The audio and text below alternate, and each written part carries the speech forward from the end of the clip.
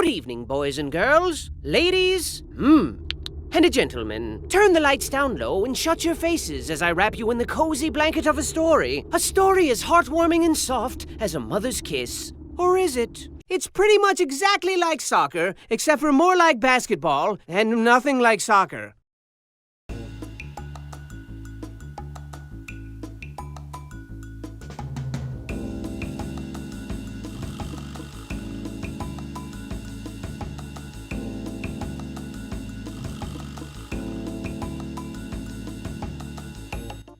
BattleBlock Theater released on April 3rd, 2013. It was developed by the Behemoth, the same people who made Castle Crashers. The game has its own charm to it. All the wacky stuff you've come to expect from the Behemoth. Really wacky characters and settings. It's got the kind of humor that makes you go, yeah, this is from the same year that Nelson Mandela died. Its humor might be slightly out of date, and by slightly I mean 7 years. Jesus Christ. But it's still somewhat funny. Maybe for how stupid it is, or just how random it is, but it's still somewhat funny to me. It could also be the fact that the gameplay is so fucking good that you kind of just get over the humor at some point. It's probably the fact that it's so funny and random, because humor is just randomness nowadays, right? Anyway, I just wanted to make a comprehensive guide to one of my favorite games of all time, and just kind of review it, tell you people about things I like about the game, and some of the things I don't like about the game, and why I recommend that you definitely should play it. I also kind of wanted to experiment with some new content, something that wasn't TF2 for once in my life, because I actually play other games other than TF2, and the fact that I just kind of wanted to experiment with some game reviews, because it's an idea I've had for quite a while. I love video games, and I love talking about the games that I do like, and some of them I don't. So yeah, let's start this show.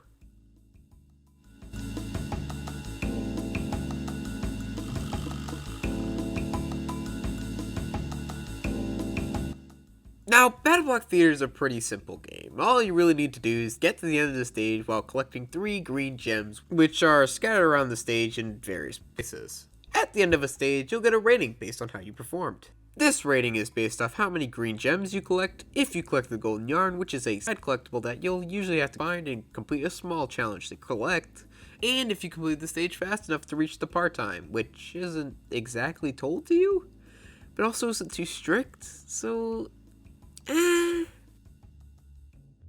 Now, to survive these games that you're forced to play, you're gonna have to master everything in your arsenal and use it to its highest potential. Your prisoner can do basic actions such as sliding, jumping, shoving, punching, and kicking, but they also come equipped with gadgets that you can unlock by spending golden yarn at the upper part of the gift shop. These gadgets come in a wide variety of forms, from vacuum cleaners to acid bubbles to grenades to exploding frogs? What? These gadgets have a wide variety of potential, and you can equip 2 of them at a time, so be sure to experiment with all of them and find out their true potential. Surviving these games becomes much harder when we start talking about the plentiful amount of things that are out to kill you. From cat guards that can use the same gadgets that you can, to killer robots that can fire homing missiles that I swear to fucking God won't ever let up on you, Jesus Christ, to these giant fucking raccoon things that are like rabbit or something, they'll kill you instantly, and you can't kill them? Yeah, a lot of fucking enemies. There's also the fucking saws, spikes, lasers, and even fucking water that'll kill you instantly if you're not paying attention.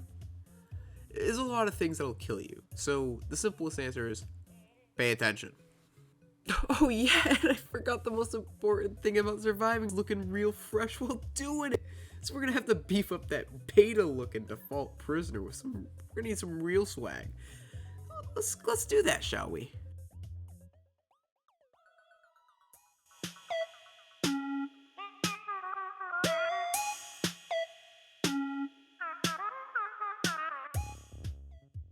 With all these green gems that you've collected on your journey, you're able to spend these at the gift shop to unlock new prisoners to play as. There are 4 different head styles: circle, square, triangle, and cylinder. There's also the special head type, which is reserved for special promotional cosmetics that can either be obtained by playing different Behemoth games like Castle Crashers, or unlocked at different time periods throughout the year. These prisoners can be colored with the base colors in the game, like red, blue, green, white, and purple.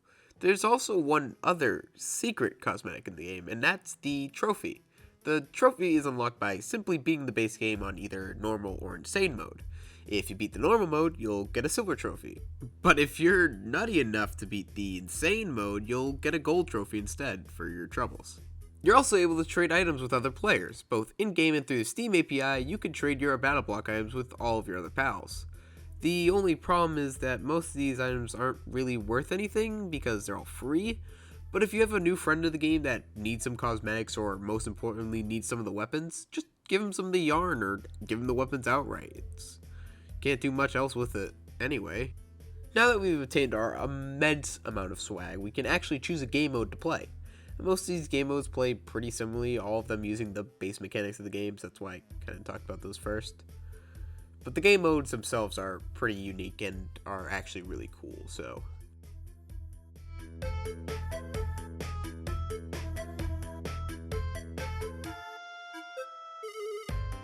BattleBlock theaters a wide variety of modes, ranging from the base single-player and co-op campaigns to a custom level editor where you can make your own levels for other people to play. Mind you, this game does predate Mario Maker by 2 years, so props to them. The single-player and co-op campaigns are arranged into 8 different chapters with 9 levels you must complete and a final encore level that must be completed to advance into the next chapter. These encore levels are a bit different as you're put onto a time limit to complete these levels. Once again, it's also not as strict as you'd hope it was, so it's not really a challenge, it's just those levels are usually a bit tougher. The multiplayer versus mode is a wide variety of couple mini games that you could play with up to 3 other friends. In a 2 versus 2 format, you must work together with your teammate to achieve a variety of goals, from scoring a basketball into a hoop, to painting tiles to your team color like it's fucking Splatoon, or, knocking each other's souls out and killing each other. Brutally. Fun for the whole family! The level editor is one of the coolest things in this game, as it's kind of like Mario Maker, where it doesn't really try and restrict you at all. You're provided with all of the game's tiles and enemies and put his room the same size the levels in the game. From there, you're allowed to go wild with your imagination, creating the cruelest, most impossible level that no one in their right mind would ever want to play. And, try and complete, God forbid. You can post these levels online to the Steam Workshop with all of that support integrated into the game. You can also download other people's levels and play them yourself. It's pretty cool. In fact, for this video, I decided to, try and make my own level with my limited fucking imagination. I hadn't used it much in the past because, I was too stupid of a kid to really figure it out and have fun with it. But, yeah, there's a bit of a time lapse of the level I made. It's not really posted anywhere, so you can't really play it. But it's to show you all the cool stuff you can do with the level editor and how, you could just send your imagination on a fucking run. It's really cool.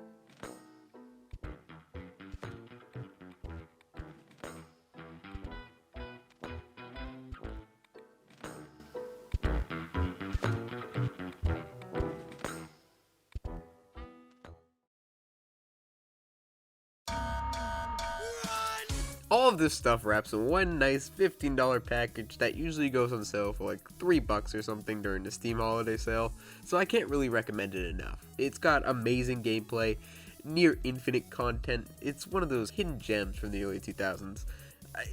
With all this being said, I'd rate BattleBlock Theater 4 out of 5.